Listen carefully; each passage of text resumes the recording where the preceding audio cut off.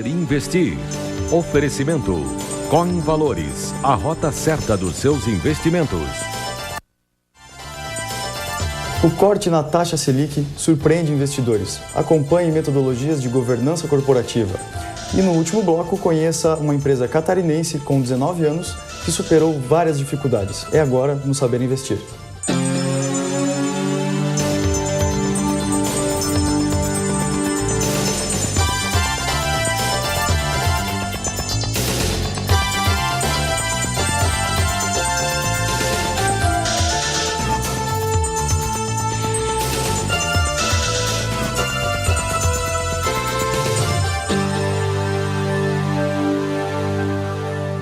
Boa noite.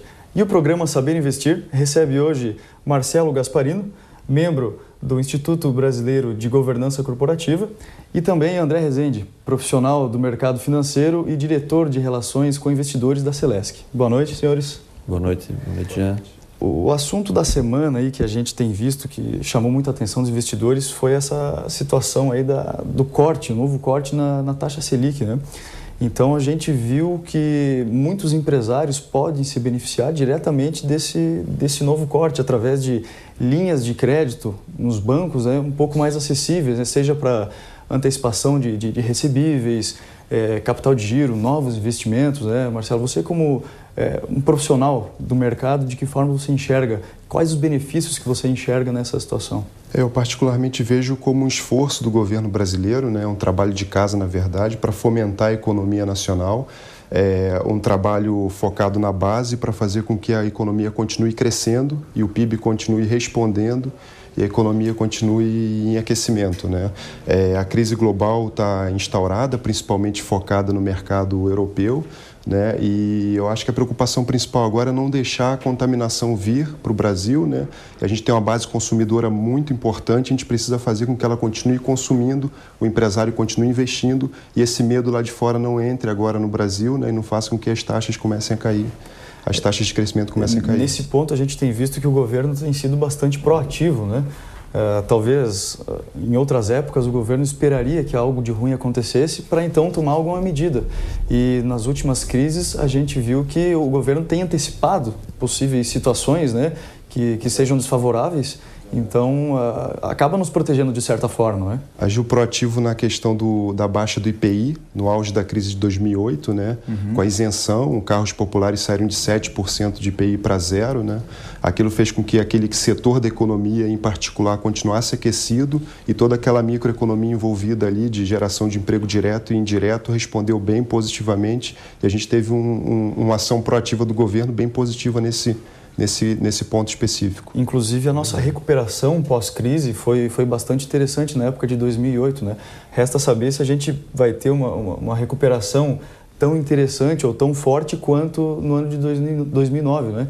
Então, a gente enxerga que não só o governo tem um papel muito importante nessas medidas de estímulo à economia, controles inflacionários, mas também o empresário aproveitar essas situações aí de dificuldade para fazer algumas mudanças, porque são nessas épocas de mudança que a gente vê um crescimento, né? a evolução das coisas. Né? Quando o empresário enfrenta dificuldade e demonstra sua capacidade de superação, né? E como foi bem colocado pelo André, o governo enxergou dois momentos importantes, agiu. E agora, houve até especulação de que alguns agentes do mercado tinham informação privilegiada quando o governo agiu novamente com rapidez para afastar essa notícia desagradável que, não, a meu ver, não tem fundamento. E a gente tem visto que na semana passada o mercado brasileiro acabou respondendo bem, né? Mais diretamente falando do mercado financeiro, pós-morte Gaddafi, né?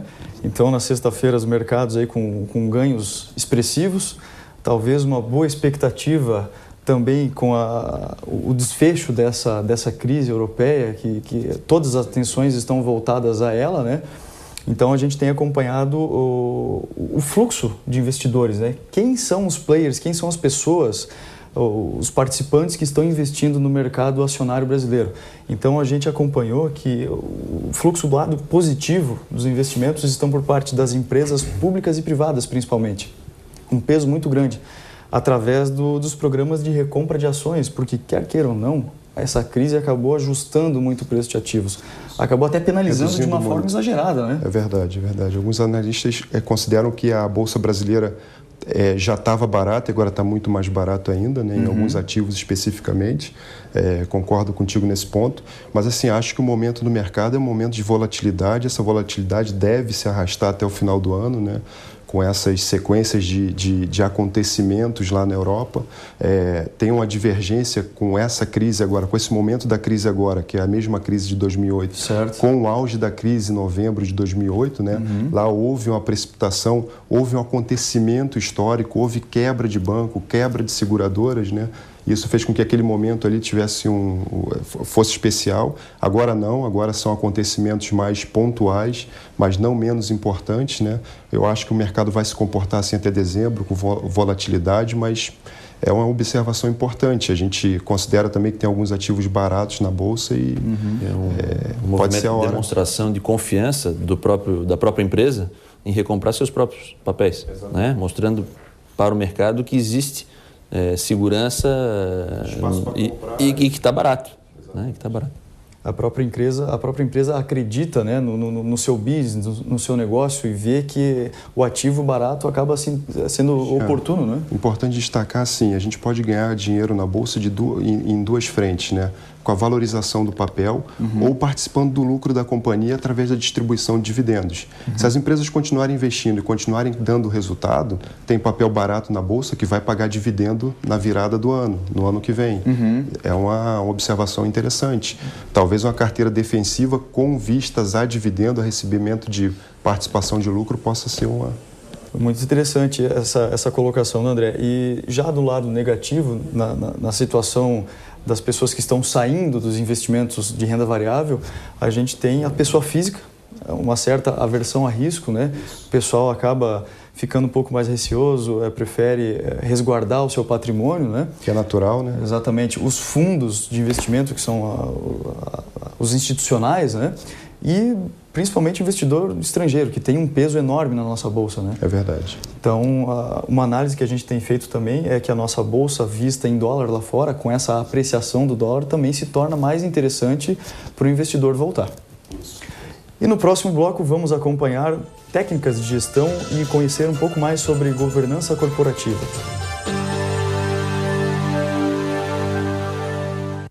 Saber investir. Oferecimento.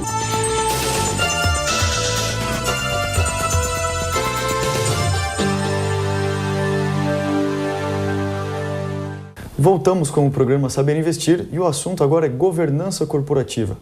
Marcelo, para o nosso empresário que está nos acompanhando, o que pode ser entendido sobre governança corporativa?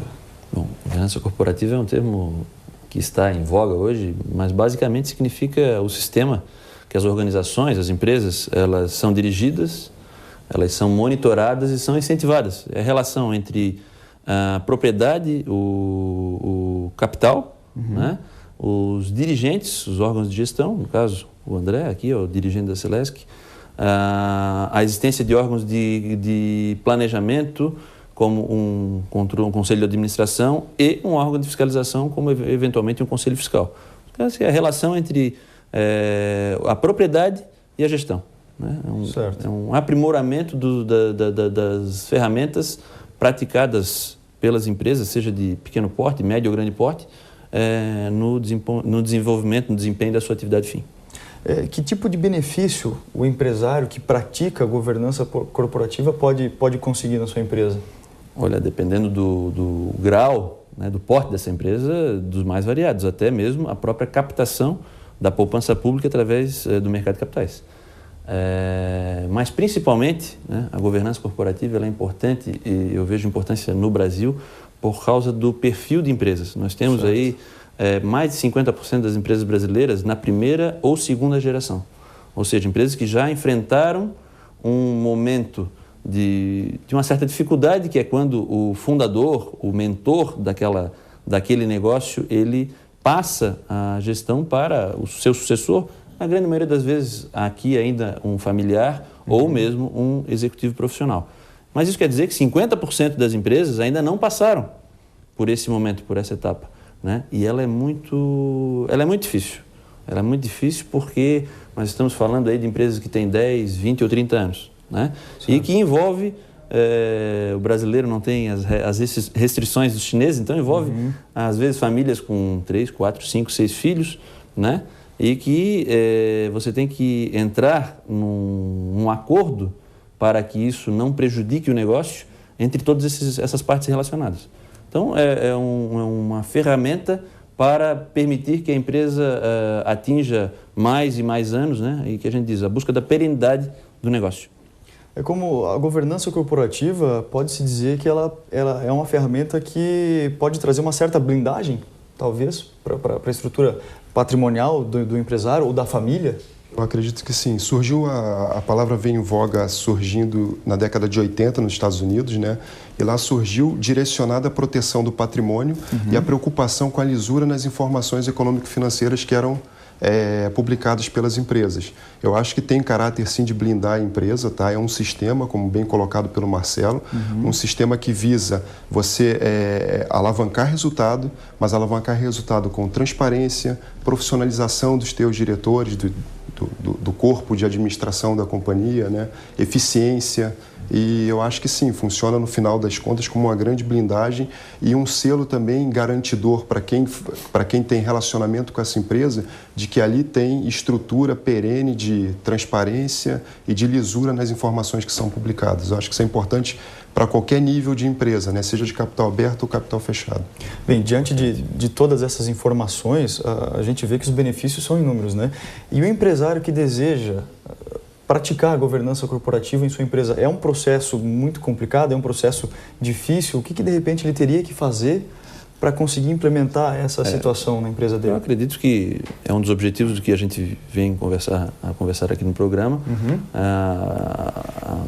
Falar um pouco sobre o IBGC, que é o Instituto Brasileiro de Governança Corporativa, uma entidade que tem 16 anos aqui no Brasil, capítulos Rio de Janeiro, São Paulo, Minas Gerais, Porto Alegre e Rio Grande do Sul, que atinge o estado de Santa Catarina também, né?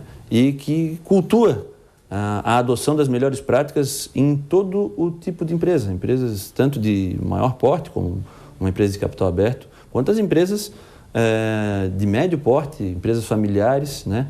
Que pelo momento econômico que nós vivemos, podem se aproveitar, né, de um crescimento muito forte da economia. A economia brasileira vem crescendo, não vem crescendo em termos nacional na mesma velocidade, mas em algumas regiões, nós temos aqui Joinville, é uma região que tem um crescimento econômico muito acima da média nacional e que, quando não tem muito claro ou adotados esses princípios, perde oportunidades de sinergia com outras empresas, oportunidades de um sócio estratégico, como, por exemplo, quando se chega ao ponto de ser interessante a um fundo de investimentos que vem com o objetivo de capitalizar, viabilizar novas operações, novos investimentos, talvez uma nova planta, e depois se retirar do negócio, né? O objetivo do fundo, então o André pode passar um pouco melhor, é esse, né? Mas só as empresas que têm as melhores práticas adotadas, implantadas em evidência, através da transparência, que podem permear nesse mercado. Então, o IBGC pode efetivamente auxiliar o empresário nesse quesito para implementar essa situação de governança corporativa. Com certeza. Essa evolução de imagem, que o Marcelo colocou muito bem, ela faz com que a empresa tenha um diferencial para contratar profissionais mais qualificados, melhor qualificados, ter um fornecedor de melhor qualidade, conseguir crédito bancário com a taxa mais atrativa ou linhas de crédito que não estão disponíveis para qualquer tipo de empresa. Quer dizer, é um ganha-ganha, né? Ele vai se especializando, vai controlando melhor a empresa, tendo melhores resultados, melhorando a sua imagem, interagindo sempre com empresas de grau mais elevado de governança corporativa. E, principalmente, administrando os riscos de eventuais conflitos no momento de uma transição. Exatamente. Né? Porque nós não somos super-homens, né? Os fundadores, eles terão de passar o bastão um dia e, muito mais importante, ter esse processo de maneira muito clara para todos os envolvidos do que ser um processo conflituoso que possa, inclusive, até colocar em risco o próprio negócio, que é o que gerou todo aquele movimento toda aquela relação. E uma perguntinha-chave, o investimento para que se faça essa implementação de governança corporativa é muito alto? Participação, basicamente participação em curso, para primeiro o empresário entender do que a gente está falando, né, com mais profundidade, e poder levar essa prática para dentro da empresa e disseminar entre os funcionários. Mas eu acredito que não, uma empresa até de pequeno porte pode fazer isso através do dono, do empresário, que vai encabeçar esse processo dentro da empresa. Muito bem. Obrigado, André. Obrigado, Marcelo. Muito obrigado. E acompanhe no próximo bloco a situação de uma empresa catarinense com 19 anos que superou vários desafios.